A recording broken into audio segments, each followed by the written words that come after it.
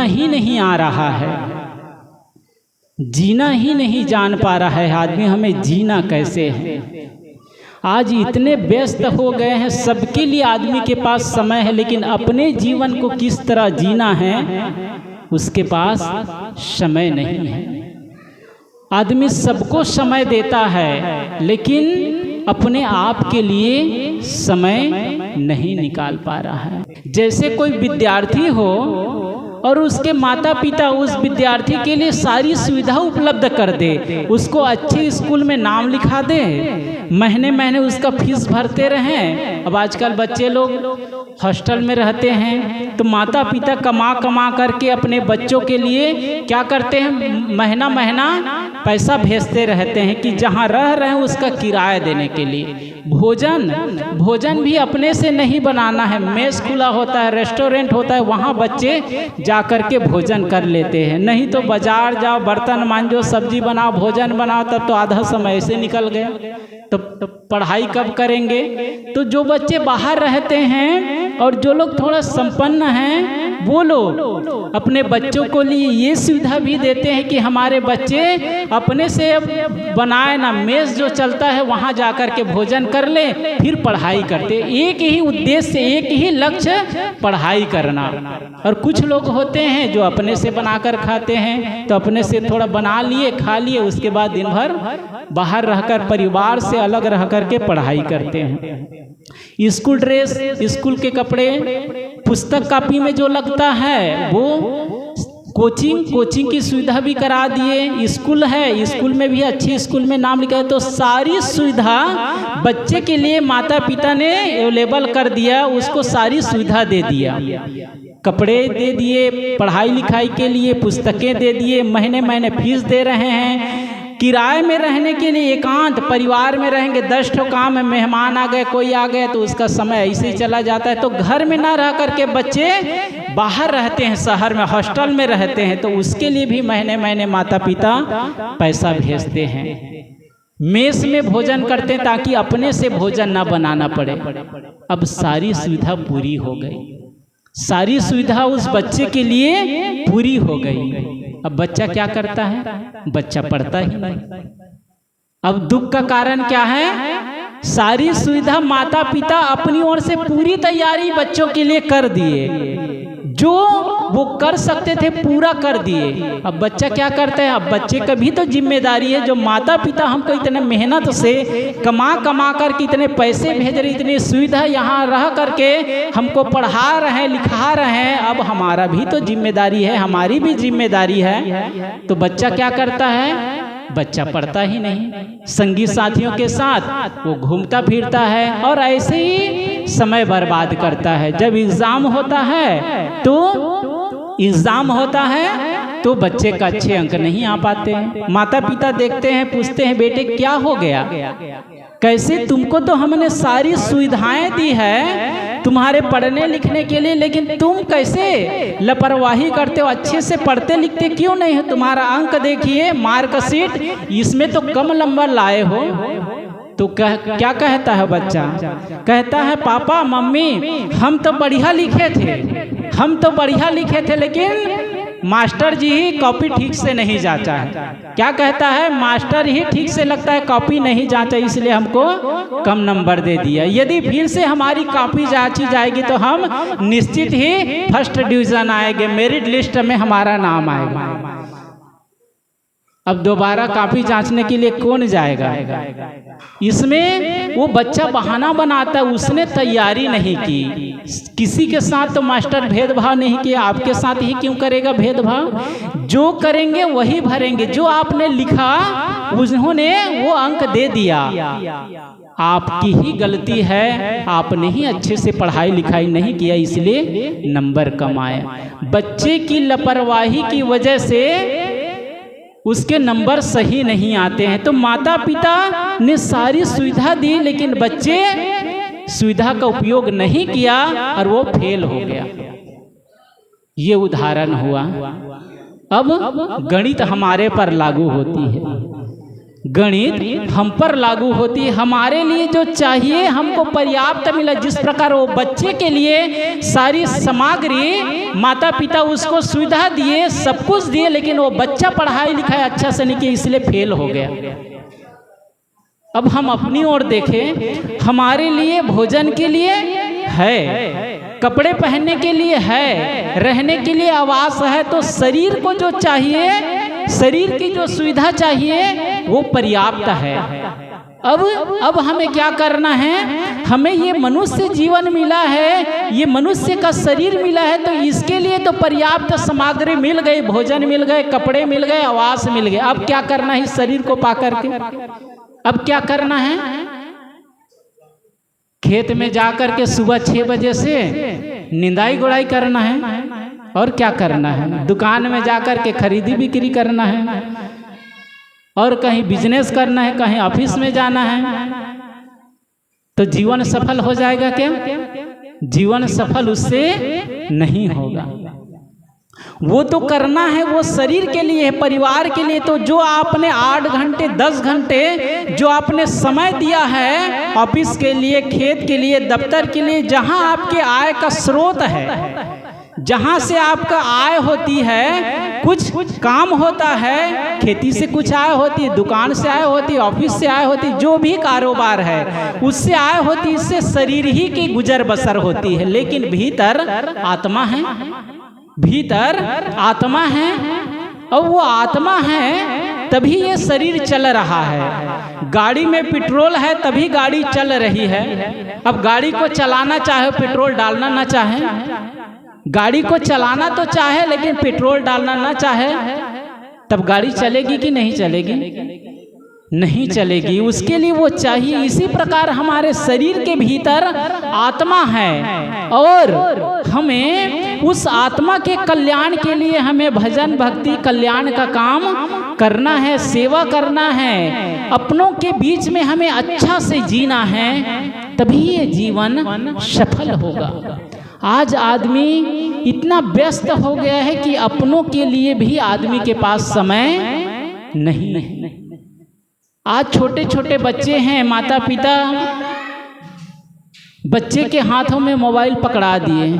अब बच्चे मोबाइल देख कर के खेल रहे हैं। बचपन से ही उसको आदत लग गई कार्टून देखने की। छोटे बच्चे हैं वो कार्टून देख रहे हैं, थोड़ा बड़े बच्चे हैं वो फिल्म देख रहे हैं, उससे थोड़ा और बड़े हैं जो घर के बहुएं हैं वो सास बहू वाली सीरियल देख रही हैं, और जो बूढ़े माता पिता हैं वो लोग धारावाहिक देख रहे हैं, रामायण महाभारत देख रहे हैं। तो सब अपने अपने में सब बिजी है। बच्चे कार्टून में बिजी है, थोड़ा बड़े बच्चे हैं वो फिल्म में बिजी हैं, बहुएं हैं घर के वो सास बहू वाले सीरियल देखने में बिजी हैं, जो घर के बेटा है वो कमाने में बिजी हैं, और बूढ़े माता पिता है वो रामायण महाभारत वो लोग देख रहे हैं। तो सब अपने अपने में बिजी हैं, और एक दूसरे के लिए किसी के पास समय नहीं है। इसीलिए आज सुविधाएं तो बहुत हो गई हैं, साधन बहुत हो गए हैं, लेकिन दिल की जो दूरियां हैं वो बढ़ती जा रही है। आदमी एक परिवार में रह करके, एक जगह रह करके भी दिल की दूरियां बहुत बढ़ती जा रही है। आपस में तालमेल नहीं है, आपस में प्रेम नहीं है, प्रेम घटता जा रहा है, आपस का प्रेम घटता जा रहा है। पांचों पांडव सौतेला भाई होकर भी ऐसा व्यवहार किए आपस में कि वे लोग एक प्रेम का आदर्श स्थापित किए। पांचों पांडव सब एक ही माता पिता के बच्चे थे क्या? नहीं थे, वे सौतेले थे, क्योंकि दो जो नकुल और सहदेव वो मातृ से जन्म लिए थे, और धर्मराज युधिष्ठिर अर्जुन और भीम कुंती से जन्म लिए थे। तो दो माताओं के 5 बेटे थे, लेकिन वो पांचों भाई इतना प्रेम से रहे, इतना अच्छे से जीवन जिए कि इतिहास के लिए एक आदर्श स्थापित किए कि भाई भाई में कितना प्रेम होना चाहिए। लेकिन आज एक ही माँ से जन्म लिए हैं दो भाई, ऐसा अनबन हो गया किसी बात को लेकर, जमीन को लेकर के, जगह को लेकर के, घर को लेकर के, पैसा को लेकर, या किसी बात को लेकर के एक दूसरे को देखना नहीं चाहते हैं, एक दूसरे के घर आता जाता नहीं है। दिल की दूरियां कितनी बढ़ गई है। अभी मैं ये सत्संग के पूर्व एक जगह गया था, दुकान में कुछ सामान खरीदना था, तो एक दुकान में गया तो दो भाई हैं और दोनों भाई का सेम एक ही दुकान है, मतलब एक जैसा ही दोनों का कारोबार है। बीच में इतनी ऊंची दीवार है और दोनों भाई इधर उधर बैठे थे। अब मुझे क्या पता ये दोनों भाई हैं। अब मैं गया सामान खरीदने के लिए, तो एक भाई इधर बैठे कुर्सी में, एक भाई उधर बैठे हैं। और वो इशारा करके मुझे इधर आइए कह रहे हैं, मुंह से नहीं बोल रहे हैं, इशारा करके क्या कह रहे हैं, आप इधर आइए। वो कह रहे उधर आइए। अब मैं जाऊं तो किधर जाऊं?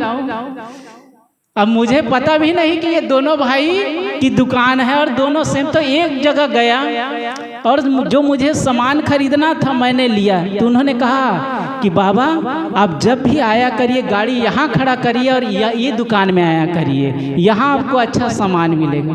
तो मैं कहा वो किसका है? तो कहे है मेरे भाई का, लेकिन ठीक ठाक नहीं, उसके पास मत जाया करिए।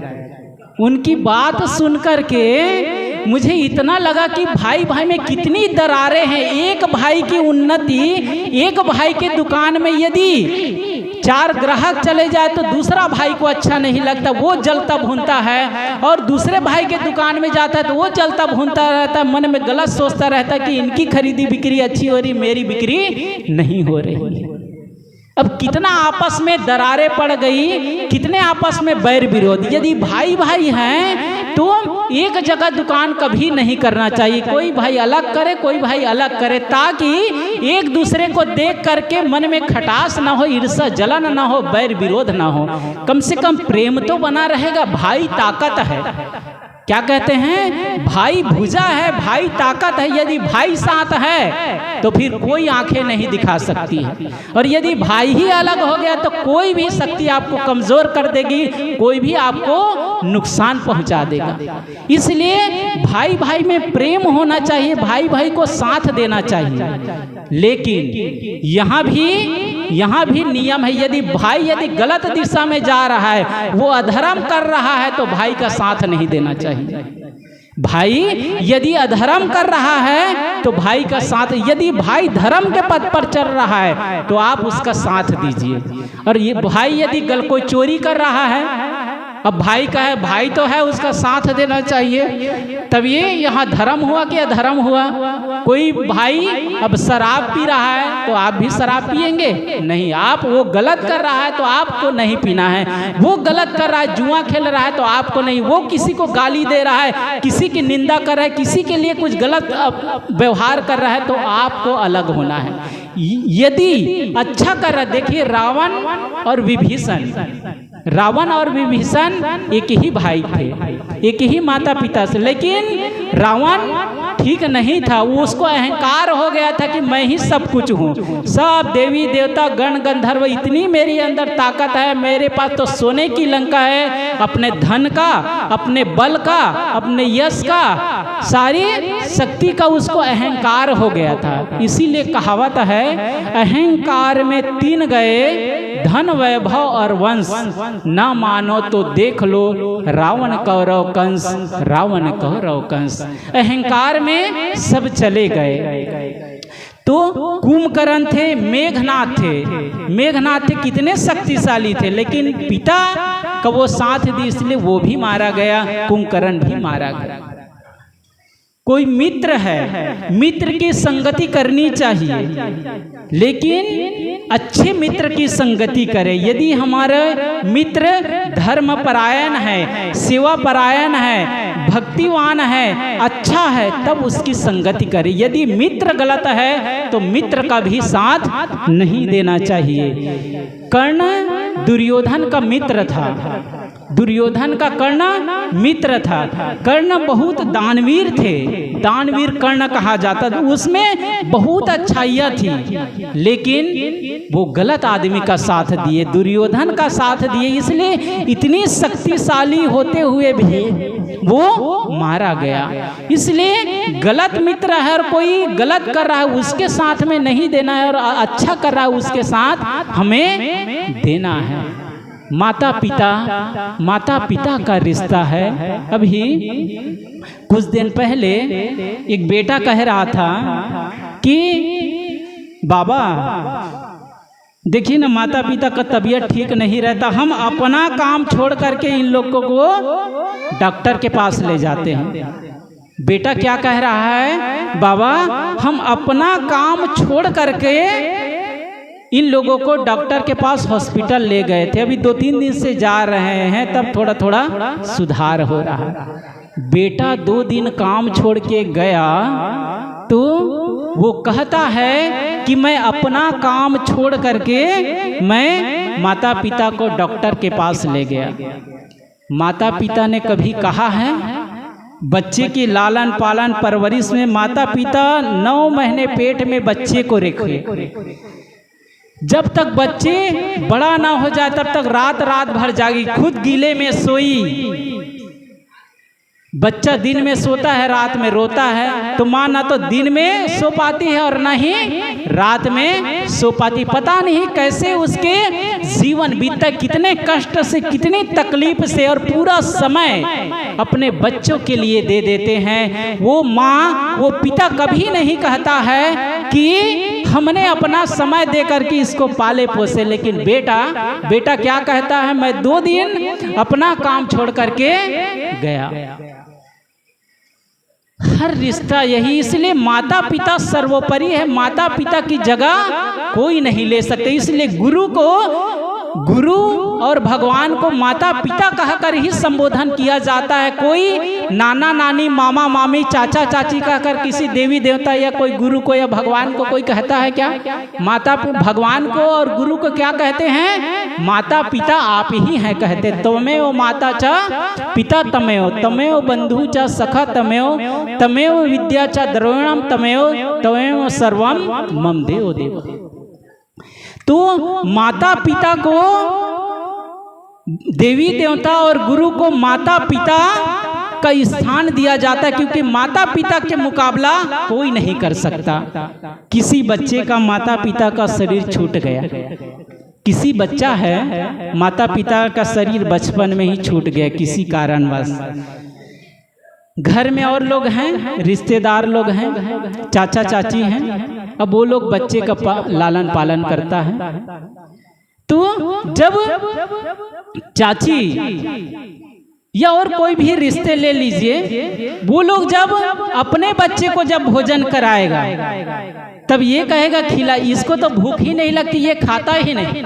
क्या कहेंगे?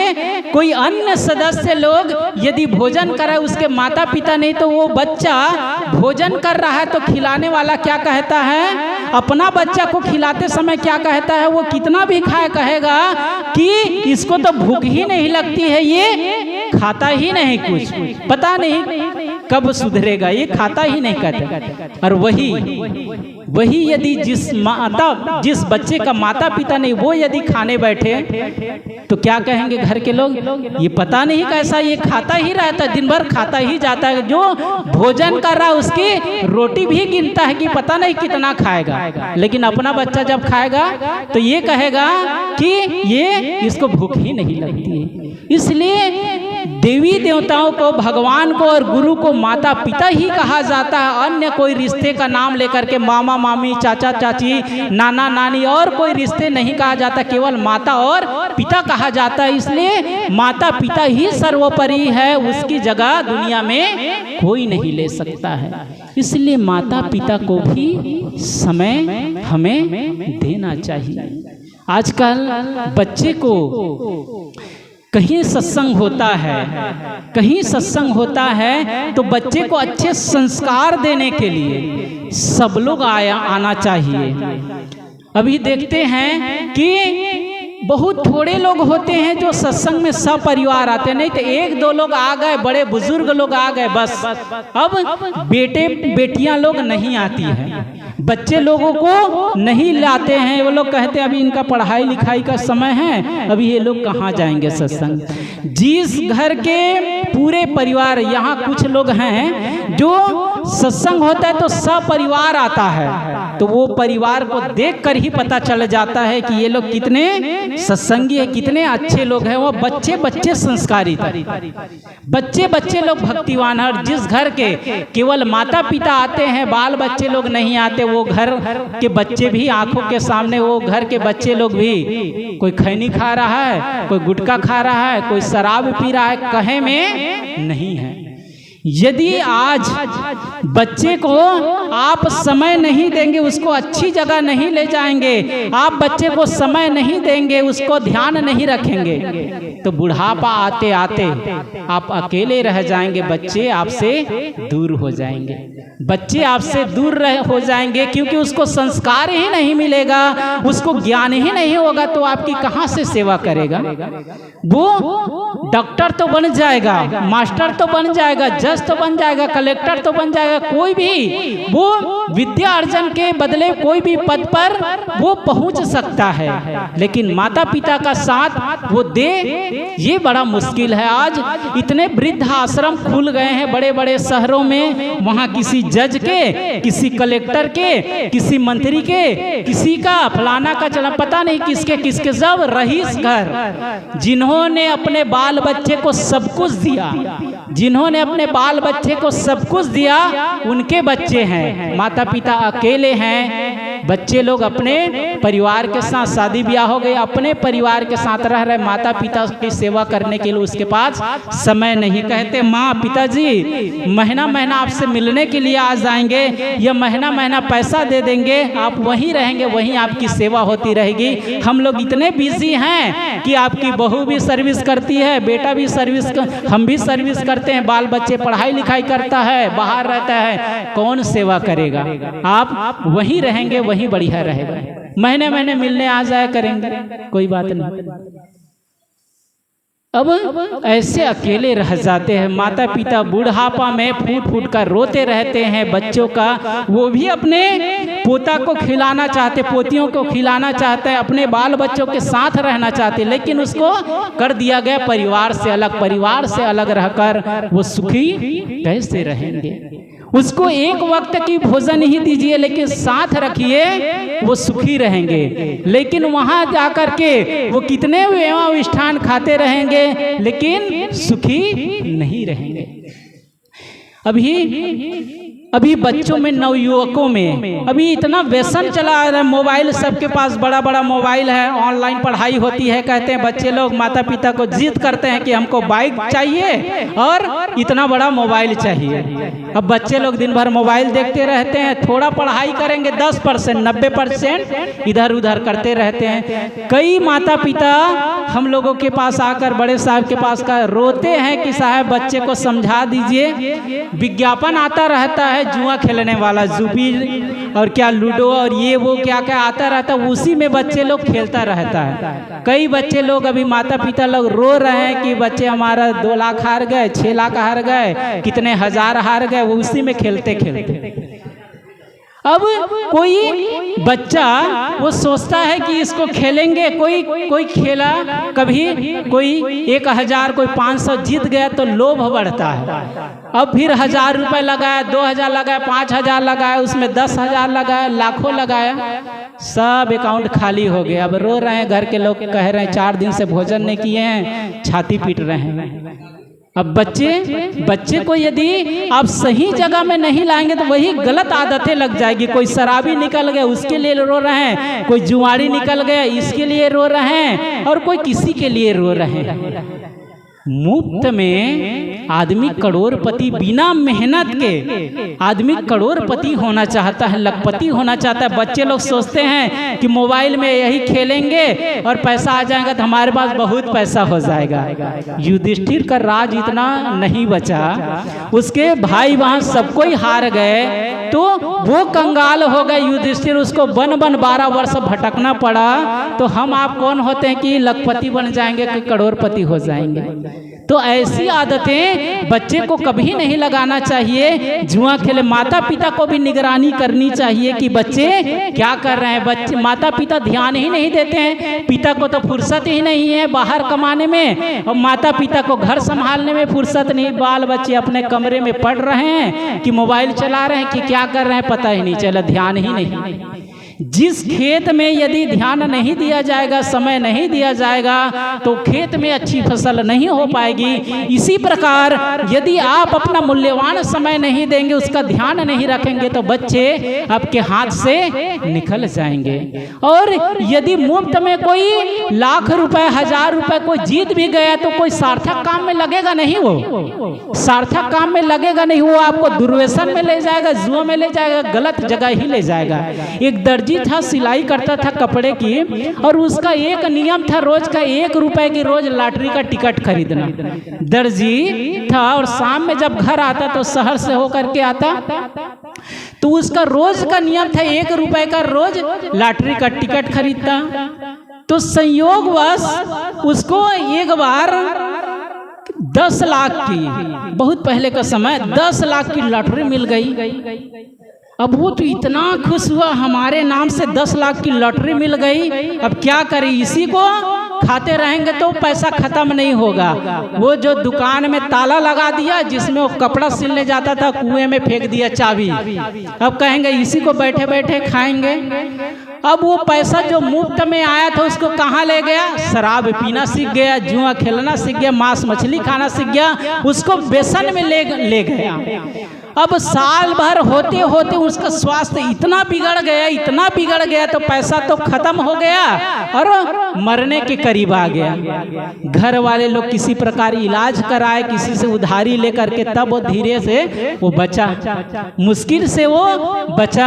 अब क्या करें, अब सब पैसा तो खत्म हो गया, स्वास्थ्य भी खराब हो गया। धीरे धीरे स्वास्थ्य में सुधार आया उस दर्जी का, तब ताला तोड़ता है, फिर से सिलाई करने के लिए बैठता है। ताला तोड़ता है और फिर से सिलाई करने के लिए बैठता है। अब 2-4 महीने बीता, अब आदत बुरी बुलाए कहते, फिर वही काम करता, फिर शाम में आता। वो दर्जी सोचता है एक बार संयोगवश मिल गया तो मिल गया, अरे हर बार थोड़े लॉटरी लगती रहेगी, हर बार थोड़े लॉटरी लगती रहेगी। लेकिन वो टिकट खरीदना छोड़ा नहीं, और रोज शाम में लॉटरी लेकर के आता 1 रुपए का, भगवान से प्रार्थना भी करता कि हे भगवान अब इस बार हमारी लॉटरी मत लगाना। क्या करता, टिकट भी खरीदता और भगवान से प्रार्थना भी करता कि हे भगवान एक बार हमने देख लिया, दुख भोग लिया, अब दूसरी बार लॉटरी मत लगाना। अब भले आदमी जब तुमको कहते हैं लॉटरी ना लगे तो टिकट ही काहे खरीदते हो, टिकट भी नहीं खरीदना चाहिए। तो ऐसे रोज प्रार्थना करता, ऐसे बहुत दिन तक चलता रहा। एक बार और 10 लाख की लॉटरी लग गई, एक बार और 10 लाख की लॉटरी लग गई। तब क्या करें, वही आदत, बस फिर वहां ताला मार दिया, कुएं में फेंक दिया, और फिर वही खाने पीने लग गया। अब इस बार इतनी उसकी आदत बढ़ गई कि वो बचा ही नहीं, मर गया, पर लोग सिधार गए। तो मुफ्त में बिना मेहनत के यदि पैसा आ जाए तो वो पैसा टिकेगा नहीं और आपको गलत जगह पर ले जाए। तो आजकल के बच्चे ये ध्यान रखे कि ये जो विज्ञापन आता रहता है मोबाइल में, ये खेलो इतने लाख जीतो, इतने करोड़ जीतो, इतना प्राइज, ये वो उसकी आदत ना लगाए और गलत चीज ना खेले। मेहनत करके पैसा कमाता है तो वो टिकता है और उसकी आदमी सुरक्षा करता है। इसलिए मैं कह रहा था, सदगुरु कबीर ने कहा, जो जाना हो जग जीवना। ऐ लोगों, संसार में यदि तुम जीना जानते हो, हमें जीना ही नहीं जानता, आदमी जीना ही नहीं आता। गोतनी गोतनी है, आपस में प्रेम से रहिए। आज धर्म की बात तो और पहले जीना तो आ जाए घर में, पहले परिवार में जीना तो आ जाए। परिवार में यदि जीना आ जाए तो आदमी फिर भक्ति भी करेगा, सेवा भी करेगा, सब कुछ। यदि घर में ही अनबन रहेगा, घर में ही मनमुटाव रहेगा तो पूजा में मन नहीं लगेगा। बैठेंगे पूजा में, बैठेंगे सत्संग में, मन रहेगा उधरे ही जहाँ कहा सुनी हुई है वहाँ। तो गोतनी गोतनी में भी आपस में प्रेम से रहें। ये ना कहे कि ये काम वो करे, ये काम वो करे। एक दूसरे से ईर्ष्या जलन नहीं होनी चाहिए। दोनों मिल करके हंसते हुए प्रेम से घर का काम करें तो ही घर को आप स्वर्ग बना सकते। नहीं तो यदि प्रेम से नहीं जी पाएंगे तो आपका घर भी नरक हो जाएंगे। सास बहू का रिश्ता है, सास बहू भी प्रेम से रहें। वो उसको भी अच्छे, कभी सास को सेवा कराने की नौबत आ जाए, स्वास्थ्य बिगड़ जाए तो कौन करे? घर में बाल बच्चे हैं वही लोग सेवा करेंगे। बहू का स्वास्थ्य बिगड़ जाएगा तो कौन करेंगे? जो घर के सास है और लोग हैं वो लोग करेंगे। तो आदमी को अहंकार नहीं होना चाहिए कि हमको किसी की जरूरत नहीं, हम अकेले जिंदगी को जी लेंगे। परिवार में जीने का अर्थ है आपस में प्रेम से जीना, एक दूसरे का सहयोग करना, एक दूसरे का साथ देना, तो ही परिवार में जीने का आनंद आएगा और रिश्तों में प्रेम बना रहेगा। तो मैं